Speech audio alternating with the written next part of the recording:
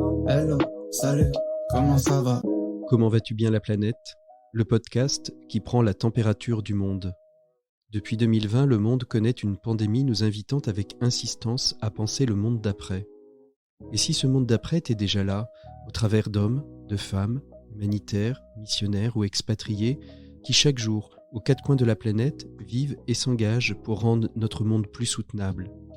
Dans chaque épisode, nous aurons l'occasion de partir à la rencontre d'une personnalité, d'un pays, d'une culture, d'un regard, d'une action en faveur des 17 objectifs du développement durable de l'Agenda 2030.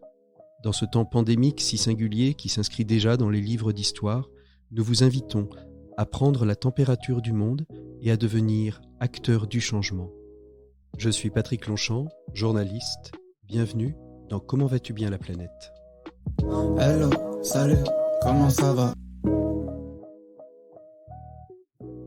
Saison 3, épisode 5. Les territoires peuvent-ils se passer de la jeunesse? Hello, salut, comment ça va? Voilà, bonjour à toutes et à tous, très heureux de vous retrouver dans un nouvel épisode de Comment vas-tu bien la planète, un épisode consacré à la jeunesse et à ses territoires, vous le savez très certainement, et si vous ne le savez pas, nous allons peut-être vous l'apprendre. L'un des objectifs du développement durable, le 4 pour être très précis, s'intéresse à la question de l'éducation et l'éducation à sa journée mondiale, et elle se tient annuellement le 24 janvier. Il était donc tout naturel qu'avec notre partenaire Le Rameau, on s'intéresse à cette question qui est assez centrale, la place des jeunes dans les territoires, dans les politiques territoriales. Qu'est-ce qu'il y a comme lien entre territoire, monde académique, jeunesse? C'est ce qu'on va voir avec nos invités. Et puis, bien évidemment, qui dit Journée mondiale dit aussi publication. Le Rameau publie d'ailleurs à cette occasion un livret qui est une synthèse des débuts des travaux qui vont être réalisés sur les 18 prochains mois, Jeunes et territoires 2050. Sur la période 2022-2027, le Rameau va donc creuser cette question. Des premiers enseignements ont été publiés le 5 octobre dernier au Comité économique, social et environnemental. Et on va voir cela avec nos trois invités, puisqu'ils sont trois, voire même quatre. Je vous les présente rapidement. Tout d'abord, Camille Roger, qui est la chef de projet au Rameau Jeunes et Territoires 2050. Bonjour Camille. Bonjour à tous. Et puis avec vous, avec nous, Angélique Figari, cofondatrice de la Maison de l'Apprendre à Lyon. Bonjour Angélique. Bonjour à toutes et à tous.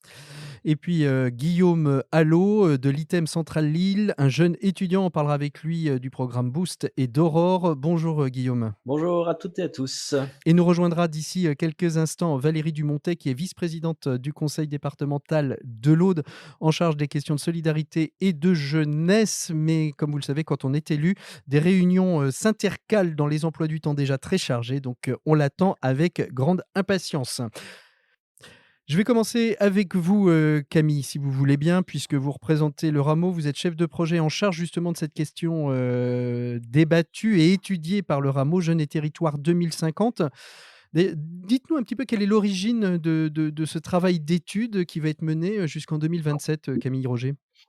Bonjour à tous. Donc, oui, tout à fait. Le Rameau a lancé en octobre 2022 le programme Jeunes et Territoires 2050. Et ce programme, en fait, est venu de la conviction que la jeunesse, aujourd'hui, a un pouvoir d'innovation et est capable de développer énormément de solutions aux besoins et aux fragilités des territoires. Donc à partir de cette conviction, le Rameau a mené 18 mois de cadrage du programme Jeunes et Territoires 2050, donc entre octobre 2022 et aujourd'hui. Et le 24 janvier, à l'occasion de la Journée internationale de l'éducation, nous publions le rapport L'engagement des jeunes en action, qui résume les enseignements qui ont été tirés de ces 18 mois de travaux et de cadrage. Alors bon, on est pressé de savoir qu'est-ce qu'il en ressort. Ils ont déjà été présentés le 5 octobre dernier au CESE. Qu'est-ce qu'il ressort de ces 18 mois, Camille Roger? Bah, on peut résumer les grands enseignements de ces 18 mois de cadrage en trois grandes parties. D'abord, une partie qui concerne les jeunes, et l'idée majeure derrière cette partie-là, c'est que la jeunesse n'est pas une catégorie globalisante. On ne peut pas rassembler l'entièreté des individualités que représentent les jeunes derrière ce mot la jeunesse, même si, bien sûr, la jeunesse, ça part d'une expérience commune qui nous rassemble. Mais pour autant, derrière ça, il y a toute une diversité de personnes, d'aspirations, d'espoir et de craintes. Et donc on ne peut pas juste étudier, trouver de solutions uniques, Mmh. aux besoins des jeunes. Mais alors qu'est-ce qu'on peut dire, de la question, de l'engagement des jeunes? Est-ce qu'ils sont, plus ou moins, engagés? On a le sentiment que l'engagement, c'est quelque chose qui tient à la jeunesse. J'ai été jeune et engagé, je dis pas qu'après on l'est moins, mais il y a quelque chose de l'idéal dans l'engagement, de la jeunesse pour son territoire, pour le monde, pour une cause? Oui, tout à fait. On remarque aujourd'hui quand même qu'il y a une capacité, remarquable des jeunes à s'engager, ce qui, traite d'ailleurs de tous les sujets et ce qui est remarquable, et ce qui ressort de nos travaux, majoritairement, c'est l'idée qu'il y a une volonté d'incarner territorialement son engagement.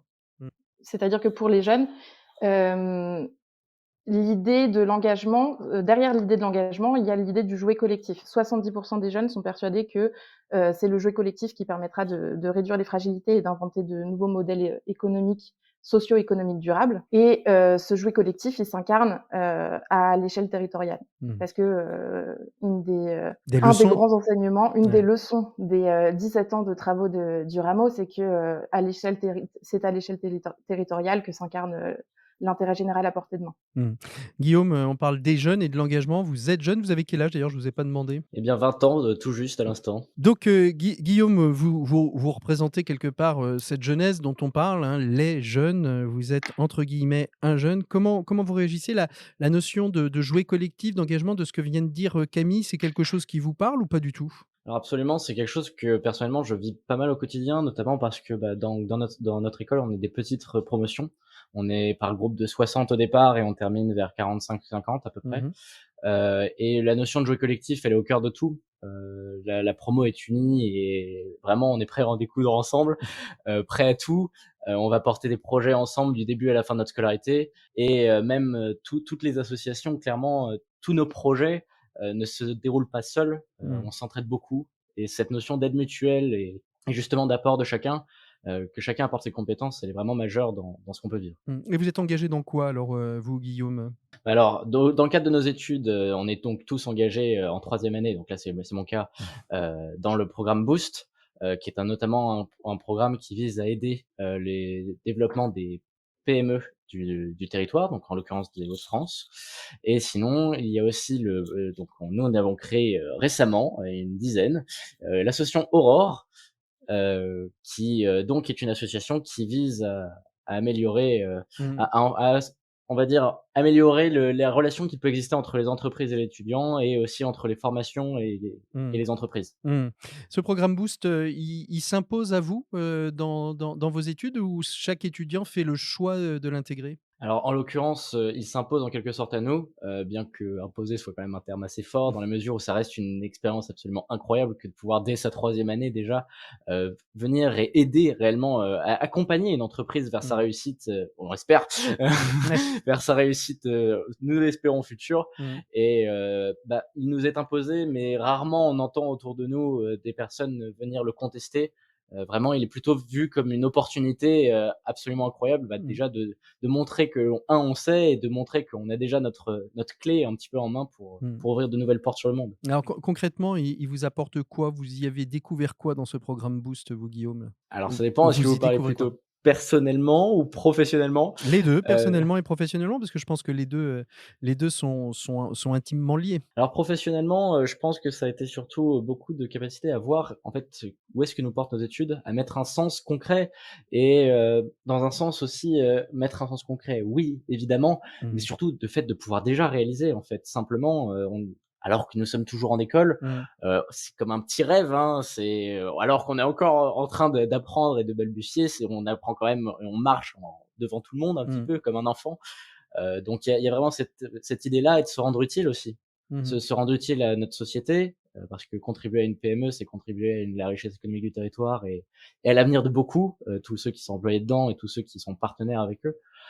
Donc professionnellement parlant, c'est vraiment un petit peu la réalisation un petit Mmh. peu de ce qu'on apprend. Mmh. Maintenant personnellement, c'est un cas pour se challenger, enfin voilà, c'est vraiment on va venir défier, notre capacité à réaliser et puis aussi parce qu'on apprend énormément avec notre travail en équipe, avec des quotidiens qui sont différents, avec des manières de voir, parce qu'un entrepreneur, quand il a déjà eu plusieurs années de carrière et que ça fait plusieurs années qu'il a monté Sa son boîte. entreprise, voilà, exactement, c'est pas la même Vous avez travaillé mentalité. pour quel, type d'entreprise et qu'est-ce que vous y avez fait, Guillaume? Alors personnellement, donc moi je suis avec Tresorium, qui est une entreprise donc du nord de la France qui, notamment s'intéresse beaucoup à tout ce qui est toucher l'éducation pour tous, et faire en sorte que cela touche tout le monde. Mmh. Et en l'occurrence, donc ici, nous, on s'est intéressé à la question du réseau. Alors là, pour le coup, pas de bol. C'est en l'occurrence très centré sur l'école. L'idée étant d'arriver à essayer d'instaurer une nouvelle forme de réseau, à Mmh. savoir un réseau qui serait semi-professionnel, semi-personnel, au sein de l'école pour pouvoir avoir un meilleur échange et surtout instaurer un système qui serait nouveau, Mmh. deux même systèmes nouveaux. Le premier, ce qui serait la notion d'apprendre ensemble tout au long de la vie, que l'on soit étudiant, diplômé. L'idée étant, on continue éternellement d'apprendre et on a tous à s'enrichir des uns des autres. Donc Mmh. ça, c'est le premier point. Et le deuxième point, c'est que on puisse adopter un nouveau système de recrutement qui soit plus simplement j'ai lu votre CV, j'ai lu votre lettre de motivation, vous paraissez plutôt bien. C'est vraiment plutôt un recrutement naturel, Mmh. c'est-à-dire on va se rencontrer, échanger, voir si les personnalités aussi vont de pair et pas simplement être dans un entretien avec tout le monde qui se regarde un peu. Mmh. En faïence, Exactement. mmh. Donc oui, on va vraiment être là pour le coup sur être l'idée d'un recrutement plus Mmh. personnel. Voilà, Angélique, Figari, vous êtes cofondatrice de la Maison de l'Apprendre. Il y a quand même un lien, alors un lien, très très ténu entre, les études de Guillaume, et la Maison de l'Apprendre. Peut-être quelques mots déjà pour nous présenter un petit peu la Maison de l'Apprendre. C'est un lieu un peu hybride, alors qui est dans un autre territoire, qui est pas dans les Hauts-de-France. Vous, vous êtes plutôt en Auvergne-Rhône-Alpes, et plutôt basé à Lyon. Et expliquez-nous un petit peu l'origine de cette Maison de l'Apprendre, Angélique. Alors, la Maison de l'Apprendre est une association qui œuvre pour permettre à chaque personne d'apprendre et de développer ses compétences tout au long de la vie. Et ça fait complètement écho à ce que Guillaume partageait tout à l'heure sur la nécessité de pouvoir continuer perpétuellement à apprendre et à transmettre. Pour cela, ce qu'on propose, nous, c'est d'accompagner et de fédérer une communauté d'acteurs très diversifiés sur notre territoire, c'est-à-dire des acteurs associatifs, des acteurs publics comme les établissements scolaires, les collectivités locales et les acteurs privés, économiques, qui agissent sur les sujets d'éducation, de formation, d'insertion professionnelle ou encore d'engagement citoyen. Mmh. Et elle soutient des dynamiques de coopération pour répondre par des solutions innovantes à des enjeux du territoire. Mmh.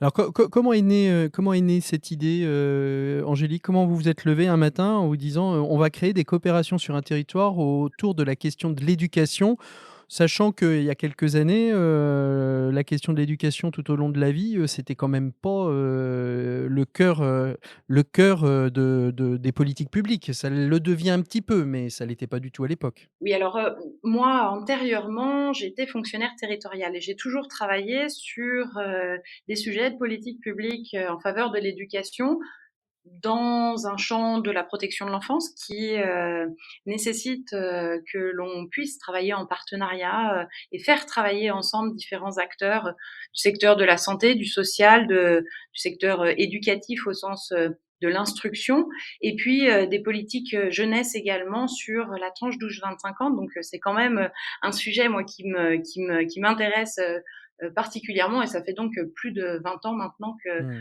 réfléchis sur ces questions-là. Et pour répondre à votre question spécifiquement sur l'origine de la naissance de la Maison de l'Apprendre, c'est que j'ai fini par quitter une collectivité locale après une rencontre qui m'a particulièrement stimulée avec les équipes du Centre de recherche interdisciplinaire notamment et François Et Tadei François plus Tadei, absolument, ouais. qui travaillait avec ses équipes, avec l'OCDE, l'UNESCO, le ministère de l'Éducation nationale sur la thématique de la société apprenante et de ces enjeux de pouvoir repenser, peut-être réapprendre tout au long de la vie au regard des transformations extrêmement rapides et Mmh. brutales de notre société. Mmh. Alors justement, quelles leçons vous tirez de ces années d'expérience, de la Maison de l'Apprendre, de cette création d'une société apprenante? Qu'est-ce qu'on peut retirer? C'est facile, c'est complexe? Quels sont les trésors, les fruits que vous en retirez de ces alliances et de ces coopérations? Alors le chemin qu'on a parcouru depuis, 2017, met en exergue en fait la nécessité et la pertinence de se relier entre, acteurs des apprentissages pour pouvoir faire converger nos forces, pour la construction finalement, Mmh. d'une société, plus durable, plus égalitaire et où chacun est outillé, quel que soit son âge, pour pouvoir prendre soin de lui, prendre soin des autres et prendre soin de la planète. Et ça, c'est vraiment, les grands enjeux sur lesquels, on peut être amené à travailler. Pourquoi, on a encore besoin, de poursuivre ces efforts?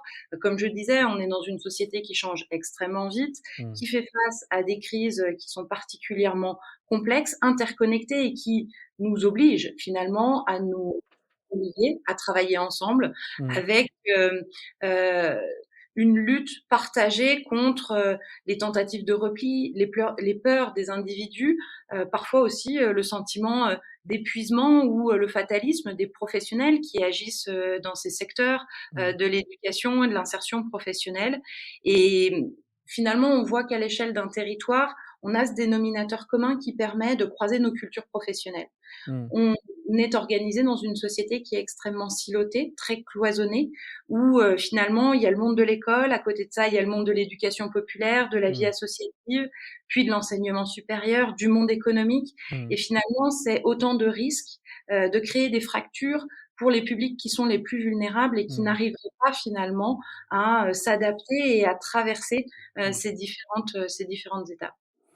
La maison de l'apprendre, si je comprends bien, Angélique, c'est à la fois le l'ODD 4, l'éducation, mais c'est aussi un petit peu l'ODD 16, l'apprentissage de la citoyenneté, de la gouvernance, du travail en commun et puis bien évidemment l'ODD 17, qui nous réunit, autour, de ce partenariat avec le Rameau.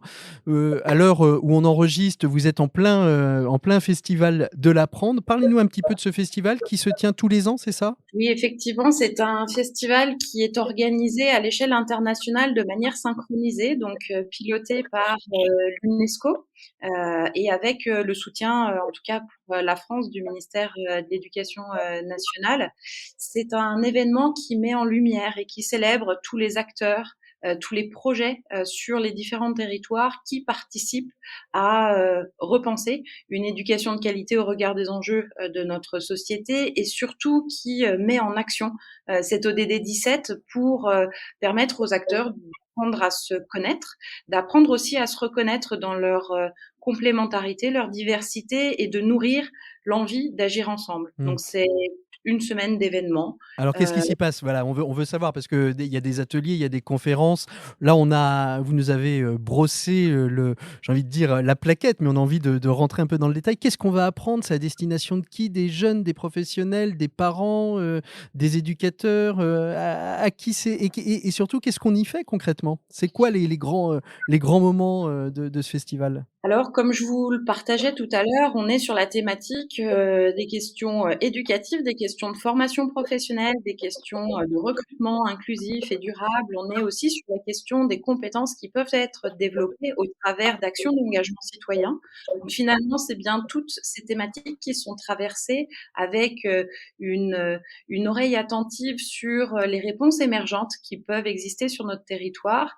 Donc on utilise des temps d'inspiration, ça prend la forme de tables rondes où on va, Mmh. questionner, l'intégration et la place de l'intelligence artificielle, dans, le système éducatif, par exemple, et comment on accompagne les postures, les pratiques, des enseignants, mais finalement aussi comment est-ce qu'on peut recréer du lien, de la cohésion sociale à l'échelle de nos territoires en faisant se rapprocher des acteurs associatifs, des acteurs économiques au travers de programmes comme, le mentorat ou comme, des mises en situation par du mécénat de compétences de collaborateurs qui sont curieux et appétents pour aller à la rencontre des jeunes générations. Mmh. Ça, c'est sur la partie inspiration, de témoignages, de mise en récit de projets. Et puis, il y a une autre dimension qui est aussi le fait de pouvoir vivre des expériences. Donc, sur une approche pédagogique un peu différente. Et là, quel que soit finalement son âge ou sa fonction, Mmh. on va retrouver une programmation. Alors, on essaye de la construire. On a 150 événements sur une semaine C'est et on énorme. pour vous dire 250 intervenants. Mmh. Donc, l'enjeu, c'est de réussir à trouver de la continuité et une certaine linéarité au travers de toute cette programmation. Donc, on a vraiment imaginé des séquences en fonction de son âge ou de son profil. On Mmh. a le samedi une journée pour les familles, pour les enfants, et le mercredi une journée dédiée spécifiquement aux professionnels. Alors justement, 2 questions, comment est-ce qu'on sait qu'un festival de l'apprendre a été efficace sur un territoire? Parce qu'on parle de jeunes et de territoire, mais c'est bien de faire un festival de l'apprendre, de réunir des gens, mais l'après, festival, qu'est-ce qui fait que ça porte des fruits? Qu'est-ce qui fait qu'on se dit finalement: «Ça a un impact sur notre territoire»? On a mis en action des gens et pas simplement réuni des gens, à un endroit T, à un moment donné. Alors la notion de convivialité pendant, cette semaine est très importante parce que c'est ce qui, fait ressentir au-delà du plaisir d'apprendre, le plaisir de se rencontrer. Un des indicateurs, significatifs, de la réussite de ce festival, alors déjà ce n'est pas le festival de la Maison de l'Apprendre, c'est un festival Exact. de territoire. Mmh. Et c'est le festival de l'ensemble des structures qui se mobilisent pour le faire vivre et pour sa programmation. On voit d'année en année, on en est à la 5e édition, que les structures viennent sur leur temps. On est sur un événement complètement gratuit et aucun des intervenants n'est rémunéré pour intervenir ou pour proposer une Mmh. séquence de formation et d'immersion. C'est un point qui est important parce que cette question de la contrainte économique pourrait empêcher un certain nombre de publics de venir. Et donc on voit bien que tant du côté du nombre de propositions qu'on reçoit pour contribuer à cette programmation que du côté de la fréquentation des festivaliers, on est sur quelque chose de croissant d'année en année et les structures reviennent. Mmh. C'est-à-dire que c'est pas un salon professionnel, ça n'est pas un temps événementiel, c'est vraiment un point d'orgue annuel où on se raconte et on partage ce qu'on a vécu chacun ou ensemble sur l'année qui vient de s'écouler et on se retrouve dans un agenda partagé pour l'année à Mmh. construire ensemble. Mmh. Et donc on mesure le nombre de euh, rencontres transformantes, si je peux le dire comme ça, qui ont eu lieu pendant cette semaine et qui donnent naissance à des projets de plus ou moins grande taille tout au long de l'année à venir. Mmh. Guillaume, vous êtes engagé dans une association aussi qui s'appelle Aurore. En travaillant un petit peu, j'ai l'impression que ça fait écho à ce que vient de dire Angélique Figari sur cette notion de complémentarité, de connexion les uns avec les autres. Absolument, donc oui, j'ai la chance d'avoir été secrétaire général donc de cette association, d'Aurore, qui a été donc une petite association qu'on a créée à 10, qui, bah, là pour l'instant fait un peu son bout de chemin. Et donc en l'occurrence, oui, ça fait complètement écho et quand, vous prononcez ces propos Angélique, bah, justement ça me rassure parce que nous ne sommes pas seuls. Oui, bien entendu, il faut rapprocher des mondes qui parfois sont comme vous l'avez dit, sont très séparés, Mmh. très cloisonnés, qui ne discutent pas entre eux Mmh. et où chacun attend que le pas vienne de l'autre et en fait Mmh. finalement, pourtant ces mondes ils cohabitent tous les jours, Ouais. ou alors ils finiront par cohabiter. Et donc nous, bah, justement avec Aurore, une des ambitions dont nous faisions preuve, dont Mmh. nous faisons toujours preuve d'ailleurs, heu, était, de, rapprocher le monde de l'entreprise, du monde de l'école et du monde des étudiants. Mmh. Chacun tous 3 ayant des aspirations parfois différentes, mais qui à un moment devront arriver ensemble et devront, bah, cohabiter et co-construire en fait. Parce que le futur n'est pas fait d'individus, enfin si, il est fait justement d'individus, mais si ces individus ne se communiquent pas entre eux, nous n'allons nulle part en fait. Mmh. Mmh. Et c'est cette volonté de souvent d'ailleurs les étudiants l'expriment à leur Mmh. sortie d'école, c'est, Mais pourtant, il y a de plus en plus d'écoles qui font appel à des professionnels dans leurs cours et ce lien devrait se faire aussi assez naturellement. Je me trompe peut-être, hein, mais je trouve qu'aujourd'hui, le monde académique se tourne assez facilement aujourd'hui vers le monde professionnel pour réaliser des cours voilà, qui ne sont peut-être qui sont peut-être moins dans le cadre académique et dans lequel ils auraient peut-être une réponse moindre qu'un professionnel qui vit au quotidien les problématiques à exposer aux étudiants. Absolument. Alors après, c'est une des réponses qu'on l'on peut fournir, mais c'est pas forcément dans le cadre d'un cours. Justement, là où justement on va plutôt faire appel à l'école, c'est vraiment dans un cadre très institutionnel. Là, ici, il s'agit de parler aussi des ambitions des étudiants. C'est-à-dire Mmh. que, souvent d'ailleurs, même à l'intérieur d'une école, on peut le voir dans certains discours des diplômés, Mmh. il y a parfois un malaise entre la pensée de l'école et la pensée de Mmh. l'étudiant. Mmh. Alors avec la pensée de l'entreprise et la pensée de l'étudiant, ça peut vraiment être 2 mondes qui ne se Mmh. parlaient pas, qui Mmh. arrivent, justement et qui se mettent à parler tout d'un coup et devoir se dire: «Eh bah, oui, nous allons au même endroit». Heu, Et à un moment donné, on ira dans le même endroit, exactement quelle et c'est cette entreprise? philosophie-là qu'on Mmh. veut aborder, qui est aussi il y a un aspect personnel et personnalité, Mmh. qu'il faut qu'on pouvoir ressortir. Camille, justement, justement, voilà, vous vous me faites signe et justement, je voulais vous donner la parole. Ça vous fait réagir, ça? On sent que ça vient répondre, justement au sujet d'études que vous êtes en train de mener au Rameau? Oui, tout à fait. En fait, ce que vient de dire, Guillaume, répond tout à fait à fait écho tout à fait à un des points qu'on a relevés, Mmh mh. qui est que, en fait, l'échelon territorial, c'est pour les jeunes, c'est ce dont je parlais au début, c'est l'endroit où ils peuvent incarner leur volonté d'engagement. Mais d'abord parce que, le territoire, il a une triple fonction, en fait, pour les jeunes et c'est au sein du territoire que les jeunes peuvent, d'une Mmh. certaine manière, s'épanouir et prendre leur place. D'abord parce que la première fonction, c'est que, ce dont je parlais, le territoire, c'est, l'échelon de l'intérêt général à portée de main, mais au-delà de ça, c'est aussi, un territoire que, quand on grandit, on connaît, on maîtrise et où on se sent à l'aise pour se construire et pour, se développer. Mmh. Ensuite parce que, le territoire, c'est aussi un lieu d'expérimentation où, on peut innover et dernièrement, ce qui me faisait vraiment réagir, c'est que, c'est, à l'échelon local, que ce soit, au sein d'une université, au sein d'une entreprise ou au sein d'un collectif, sur un territoire que se crée la confiance, entre les parties prenantes d'un projet et en fait, c'est à travers, l'interconnaissance, le fait de se rencontrer et le fait de mélanger des différents mondes Mmh. qu'émergent des solutions innovantes, quoi. Mmh. Et du coup, ça faisait beaucoup écho, à ce que disait Guillaume. Alors Valérie Dumontet nous a rejoint et vous parliez justement de territoire qui est le lieu de l'expérimentation. On a beaucoup évoqué le territoire, hein, Valérie. Merci de nous rejoindre, pris entre l'engagement politique et l'engagement professionnel et je suppose aussi l'engagement familial. Faut trouver un petit temps pour venir nous causer dans le poste, comme on dit. Mais dans l'Aude, puisque vous êtes vice-présidente, quatrième vice-présidente du conseil départemental de l'Aude, vous êtes en charge de la jeunesse et des solidarités. Vous avez expérimenté, vous avez une feuille de route, hein, 2021-2025 pour justement, redynamiser ces politiques territoriales à destination des jeunes. Peut-être réagir à ce que vous avez entendu de ce que disaient Angélique et Guillaume, sur, cette place fondamentale qui est le territoire comme lieu d'expérimentation et en même temps un lieu d'action, pas que d'expérimentation. Donc oui, la question du territoire, elle est très importante parce que le territoire, c'est avant tout un territoire de vie Ouais. et pour des jeunes, un territoire, d'envie. Donc c'est ça qu'il faut travailler en fait, même si un jour les jeunes, partent conquérir le monde, là où ils sont nés, là où ils vivent, là où ils étudient, là où ils sont ancrés, il faut leur apporter, des espaces dans lesquels ils se sentent en sécurité et considérés pour, pouvoir, exercer, une citoyenneté Mmh.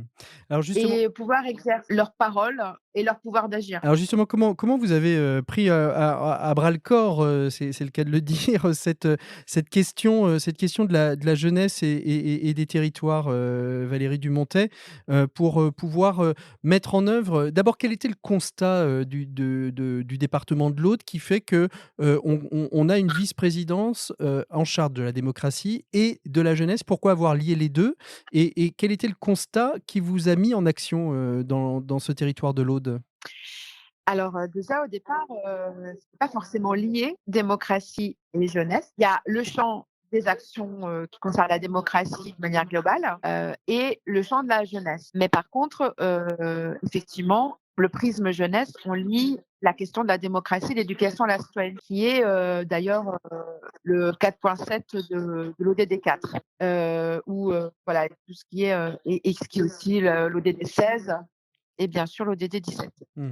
Donc, la question l'approche du département, ça a été, le partage de constats sur, l'état de la jeunesse ou des jeunesses, et on l'a fait de façon ouverte en associant à cette réflexion quasiment la totalité des organisations, institutions, acteurs agissant pour la jeunesse ou dans le champ de la jeunesse. On a croisé déjà le regard sur le constat et on a mis en évidence des indicateurs alarmants. Le faible taux de scolarisation, le niveau de formation, la parentalité précoce, le taux de chômage, un certain nombre effectivement d'indicateurs dont on s'est dit Si on n'agit pas, ils ne sont pas satisfaisants. Comment on agit pour les résoudre? Donc, et parallèlement, on a travaillé sur l'émergence d'un conseil départemental des jeunes où un certain nombre d'éléments sont remontés des jeunes eux-mêmes sur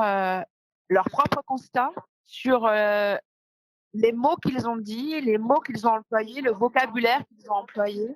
On a entendu aussi leurs rêves, leurs désirs et aussi la façon de poser ça de façon assez irrévérencieuse. à la manière d'un jeune, quoi, forcément un peu irrévérencieux Bien sûr, parce que idéaliste et voulant bien un monde sûr, parfait. bien sûr. Et on a commencé ce travail de lien pour travailler en alliance sur le département de l'Aude, en croisant un travail de niveau départemental, donc le territoire Aude, et en découpant 8 espaces infraterritoriaux pour agir dans des bassins de vie de proximité, pour prendre en compte les réalités différentes de territoire et pour prendre en compte Et la comment diversité des jeunesses. Ouais. Et comment justement on va sur le faire alliance? À quel moment on arrive à mettre, j'ai envie de dire, toutes les structures de la jeunesse, au cœur de la réflexion? Et Angélique le disait, tout à l'heure, très justement, on est quand même dans une société très silotée, où chacun a son petit bout de précaré. Moi moi je suis scout, je m'occupe des jeunes. Moi je suis, ouvrier, je m'occupe des jeunes ouvriers. Mais finalement on se parle assez peu alors que, les problématiques, sociales, sociétales, sont parfois communes. Comment est-ce que vous avez pu réaliser cette mise en connexion, des uns avec les autres pour justement après co-construire une politique, publique, Mmh. qui soit efficace? Donc ça a été une initiative du département, enfin Mmh. de moi en tant que vice-présidente, hein, parce qu'à un moment donné, remonter des différents croisements de regards, un certain nombre de problématiques et de controverses, peut-être. C'est-à-dire, dans ce travail de partage de constats, de regards communs, et remonter qu'il y avait des moyens en direction de la jeunesse importants, Mmh. mais cloisonnés dans des dispositifs Mmh. inscrits dans une logique d'appel à projet, peu visible, fonctionnant en silo, parfois en doublon. Ça, c'est ce qu'on appelle les controverses. C'est-à-dire il y a des moyens importants, mais des partenaires territoriaux actifs, mais des actions peu liées les unes aux autres, un émiettement des moyens. Peu d'outils d'évaluation de mesures d'impact. Donc voilà, on a fait un travail comme ça. Et donc, au fur et à mesure qu'on mettait en avant ces controverses, est apparu effectivement l'enjeu de dire maintenant, comment est-ce qu'on peut résoudre ça? C'est-à-dire que moi, je me dis en tant que présidente, j'en peux plus d'entendre dans les réunions que il faut améliorer la communication, il faut améliorer. Non, c'est pas une question de communication, c'est une question de changement de paradigme de collaboration, de passer à un système d'alliance et non pas à une addition de dispositifs dont on fait une concertation dans des réunions. C'est intéressant, Donc, ouais, c'est intéressant ce que vous dites. Je me permets de vous couper, c'est intéressant ce que vous dites parce oui, qu'il y a 2 choses, que je souligne. C'est que déjà, vous mettez les jeunes en action et on n'est pas dans un dispositif, on fait pour les jeunes, mais on fait pour les jeunes, avec les jeunes et par les jeunes. C'est-à-dire que, la jeunesse est intégrée dans la réflexion et c'est pas que des vieux barbons comme nous, qui théorisons, ce que devraient être les politiques de jeunesse. Je vois Guillaume qui opine, qui hoche la qui hoche la tête, mais c'est une vraie, c'est une vraie réalité. C'est-à-dire qu'en fait, il faut faire avec et c'est un peu d'ailleurs, tout le génie peut-être de Baden-Powell dans le scoutisme d'avoir dit: «On va faire de l'éducation du jeune par le jeune». Mais c'est un peu ça que vous avez, sur quoi vous arrivez en conclusion, Valérie, sur le territoire de l'Aude? On a fait les réflexions parallèles, Mmh. hein, les jeunes d'un côté, les partenaires les organisations institutionnelles de l'autre. Là, on en est au stade où on a progressé et sur le conseil départemental des jeunes et donc la mobilisation des jeunes. Je précise que le conseil départemental des jeunes n'a pas de limite de nombre. Il n'y a pas un système d'élection, de représentation. Et les entrées et sorties permanentes, c'est un élément important. C'est pas une institution fermée, cloisonnée, avec des dates d'élection, etc. Voilà. Tout jeune peut être membre du conseil départemental du jeune. Et là, on en est au stade où les deux démarches ont progressé et on va pouvoir maintenant faire des connexions D'accord. sur l'opérationnalité. Donc Parce l'objectif, qu'il y a c'était... quelque chose que je voudrais... Ouais, allez-y, terminez, ouais, je vous en prie. Oui, parce que oui, c'est très important de travailler avec les jeunes, mais le constat que j'ai fait moi, c'est qu'à un moment donné, il faut passer du temps aussi avec les organisations pour justement dépasser le cloisonnement et construire l'alliance. Et Donc qu'il y ça, a des temps qui sont nécessaires de séparation, de travail de séparation. c'est intéressant parce qu'en fait, votre programme, il était sur 2021-2025. 2025 arrive et on sent que vous touchez vite. Il vous reste 18 mois finalement pour remplir la feuille de route. Mais on sent bien que voilà, les étapes ont été posées sur ces 4 années. Camille, peut-être une réaction, vous en tant que chef de projet Jeunes et Territoires 2050, sur cette expérimentation, et plus qu'une expérimentation, cette mise en acte de ce qui se fait dans l'Aude et de ce que porte Valérie Dumontet et ses équipes et les acteurs du territoire. Oui, tout à fait.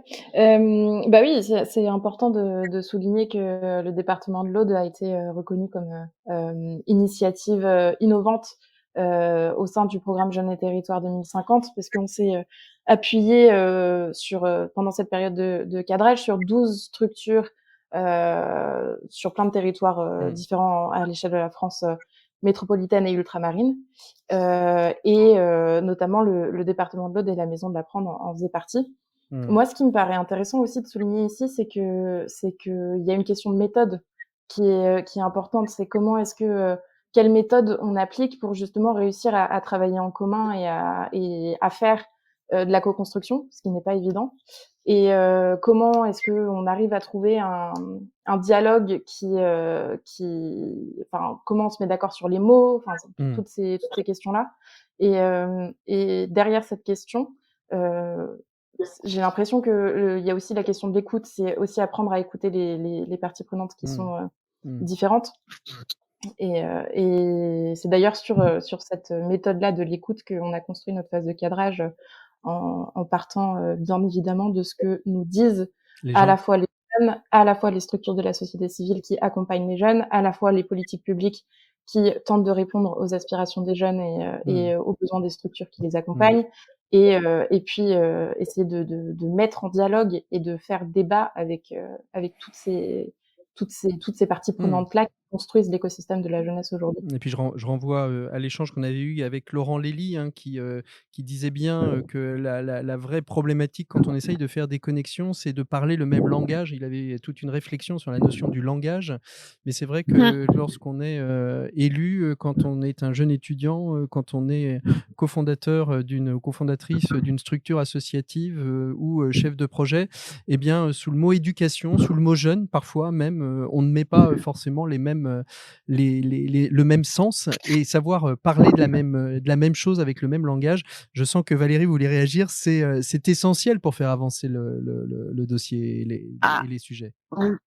C'est essentiel, y compris aller jusqu'à des glossaires Vous du allez langage commun.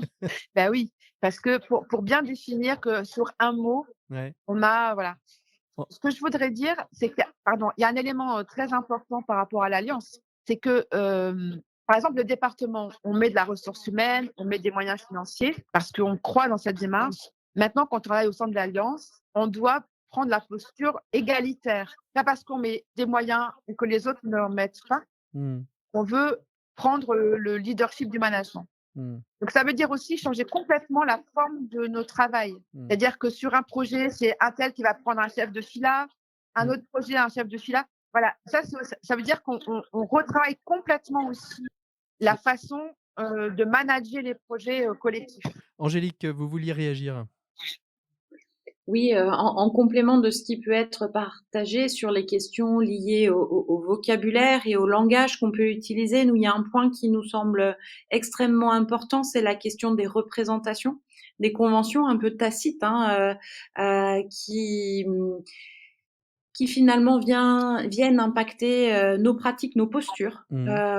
et développer des partenariats, des alliances et être dans des dynamiques de co-construction et non pas parce qu'on peut aussi avoir un partenariat prescripteur Mmh. et d'être dans cette co-construction de solutions nouvelles, ça veut dire être capable aussi de prendre en considération les représentations qu'on peut avoir les uns sur Mmh. les autres et de les mettre en dialogue. Mmh. Et ça, c'est un point qui est extrêmement important parce que si on veut arriver sur une gouvernance plus partagée, d'avoir la capacité finalement d'exprimer pourquoi au sein de cette alliance, on vient avec des besoins Mmh. ou des enjeux différents et de pouvoir les mettre en perspective. Il me Mmh. semble que c'est quelque chose effectivement qui nécessite de prendre soin de la relation. Et on arrive au terme de cet échange, passionnant d'ailleurs et qui va peut-être, susciter, des réflexions. Vous hésitez pas, si vous le souhaitez, à nous écrire, au Rameau ou à moi-même et je transmettrai, les informations sur ce qu'on a pu, échanger.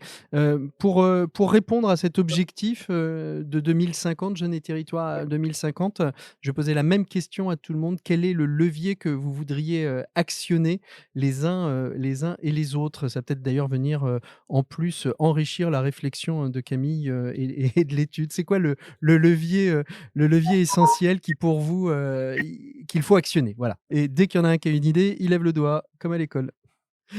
Angélique?